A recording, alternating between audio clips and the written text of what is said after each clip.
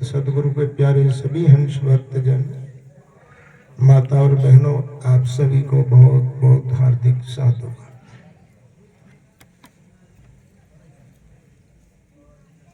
आज देवनगर में भगत बाबा वचनाराम जी की पावन पुण्यतिथि के उपलक्ष्य में सत्संग का वार्षिक आयोजन है। इसमें आप और हम सभी लोग जो है सम्मिलित हुए। अभी संत महात्माओं के द्वारा आप हम सब जो है वाणी सुन रहे हैं और वाणी के प्रसंग में वैसे कोई क्रमबद्ध जो है कि वाणी नहीं चली, लेकिन सत्संग के ऊपर बात जब छूटी तो मुझे भी बात याद आ गई कि अभी बसंत ऋतु है, अभी बसंत ऋतु और फाल्गुन का महीना। तो दुनिया के सारे लोग जो है इस ऋतु के अंदर और फाल्गुन के महीने में खेल खेलते, किससे? रंग से, फूलों से, गुलाल से, इत्र से और लाठी डंडों से भी जो है कि खेल खेलते। संग की थाप लगाना वो तो जो है अलग बात है। तो कबीर साहब ने भी इस समय को जो है देख करके, लोगों की जो है कि हाव भाव की स्थिति को देख करके उन्होंने ये भजन जो है कहा कि जो कोई लोग सत्संग प्रिय है और जिनकी भक्ति भावना है कि मुझे तो सत्संग में जो सुख मिलता है और सत्संग को जो है सुनने में आनंद आता है, वो और किसी कार्य में नहीं आता है।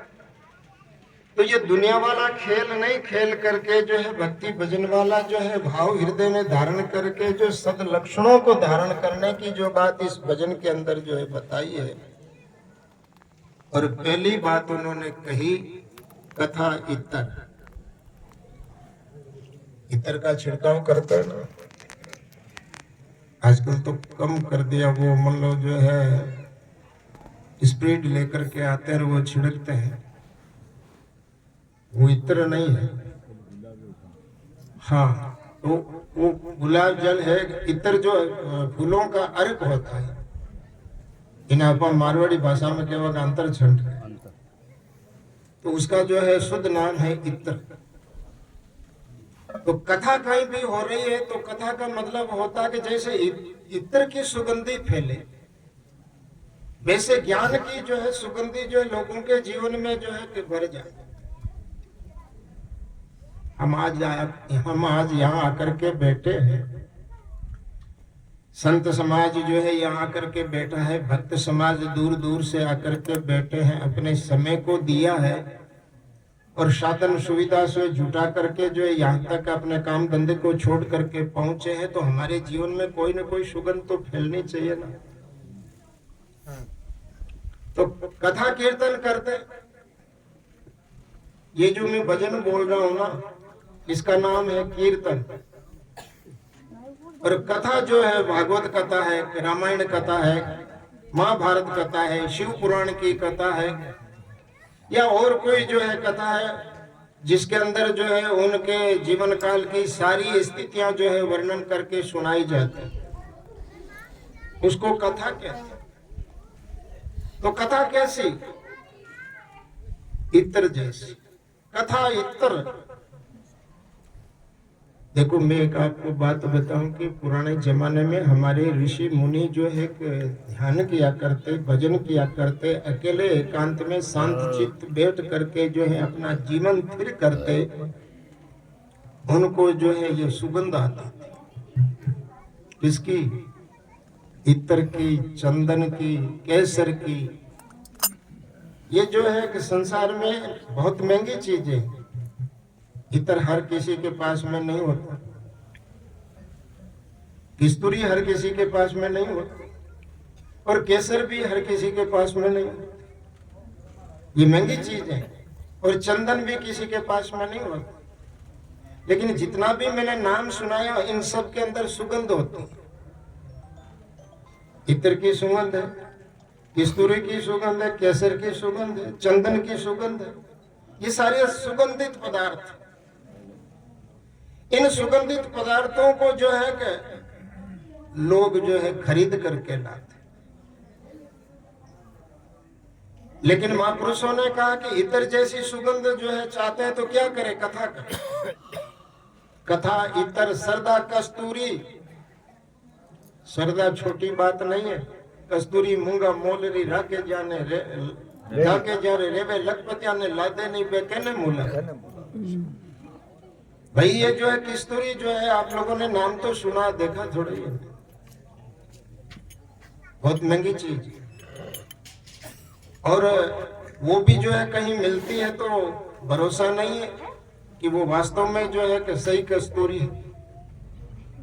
तो जिसके जीवन में सरदा है उसके पास में कस्तूरी है। कथा जो करता है, कबीर साहब की वाणी क्या कहती है? कथा कीर्तन करण की जाके निस्दिन रीत के कबीरता जावियर निश्चय की जय प्रीत। जो कोई कथा कीर्तन करता है तो उसके पास में जाओ। उसके पास में जाने से क्या होगा कि उस कथा की सुगंध जो आपके जीवन में भर जाएगी।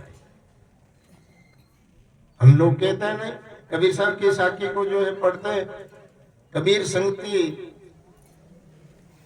गांधी की आबे बास सुबास, जो कुछ गांधी दे नहीं तो भी बास सुबास। भाई गांधी जो आकर के यहाँ बैठ जाता है ना, वो हमको जो है कुछ नहीं दे रहा है, लेकिन उसके पास में वो जो है सुगंध है, वो सुगंध हमारे अंदर भी भर जाती है, हमको भी जो है आने लगती है।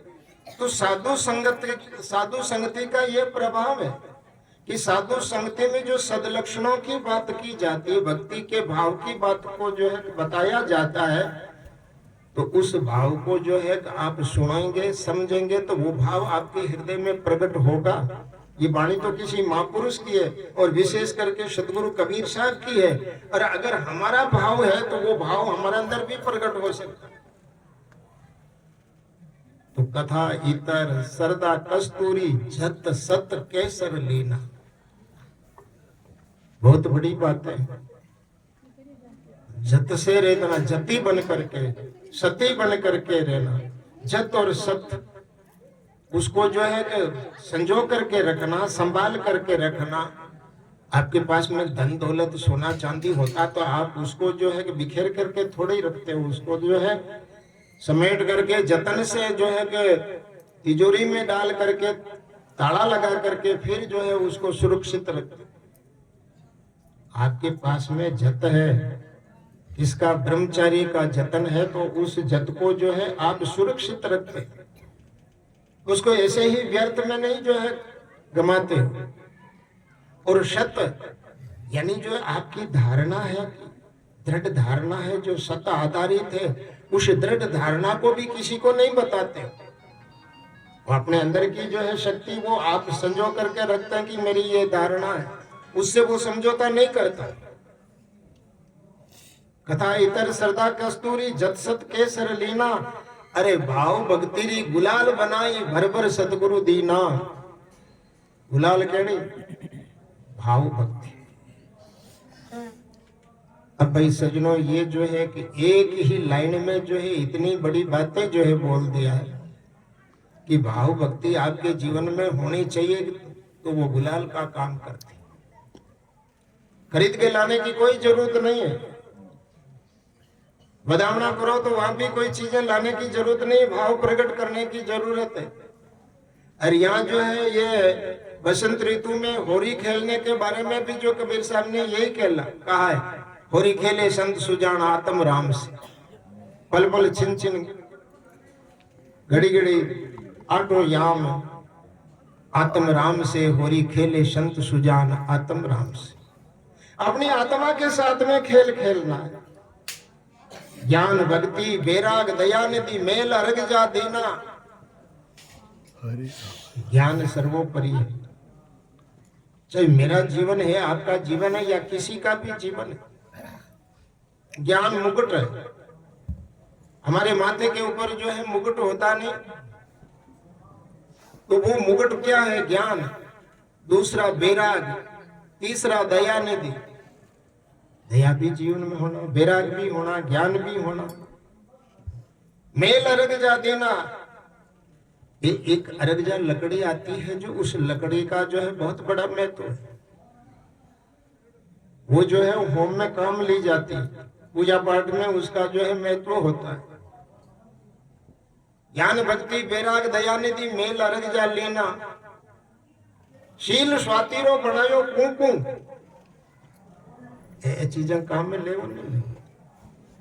आपके अंदर जो है शील भाव है, तो उस शील का जो है कुंकुम बनाओ। खेल रहे मणियों रंग भीनो, तो जो है ये भक्ति का खेल जो है अद्भुत खेल हो। अनुभव अचल भयो अभी अंतर